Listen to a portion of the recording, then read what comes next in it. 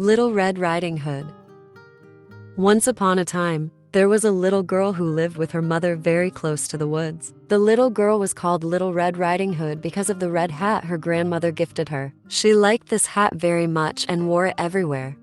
Her mother told her not to talk to strangers, and she did as told. Whenever she was sent on an errand, she would be careful not to talk to strangers. One day, her grandmother was very sick, so her mother sent her to deliver a basket of fruits and medicine to her grandmother, who lived deep in the woods, so she could feel better. Her mother instructed her to stay on the path and keep away from strangers. Little Red Riding Hood hurried off into the woods, singing as she strolled to her grandmother's house. On the way, a hungry bad wolf spotted Little Red Riding Hood and began to salivate. He had seen his lunch. He approached her and Little Red Riding Hood forget her mother's instruction. The wolf asked where she was off to in such a hurry. "I am going to my grandmother's house in the woods. She is very ill and needs some fruits and medicine to feel better," replied Little Red Riding Hood.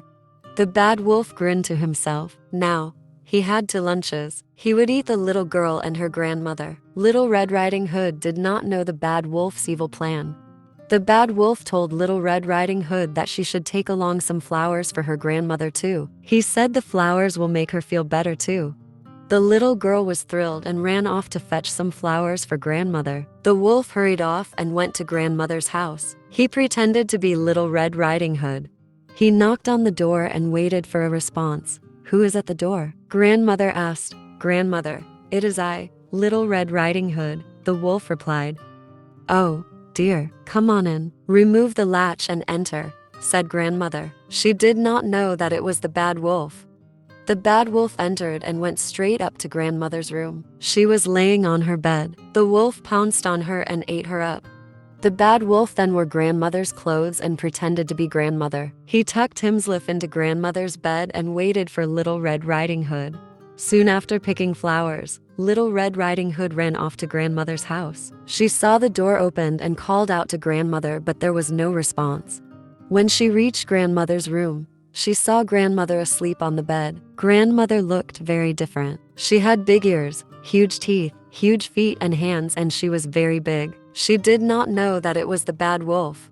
Suddenly, the bad wolf jumped out of bed and ate her up. The bad wolf was no longer hungry. He decided to take a nap after a very satisfying lunch.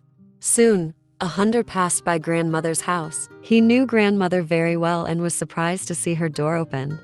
"Grandmother," he called out, but there was no response. He entered and went up to grandmother's room. He was surprised to see the bad wolf he had been looking for in grandmother's bed.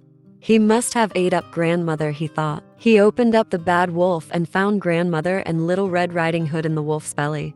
The bad wolf was afraid and ran off. Little Red Riding Hood gave grandmother her fruit and medicine, and they were happy. No one knew what became of the bad wolf, but no one heard about him again.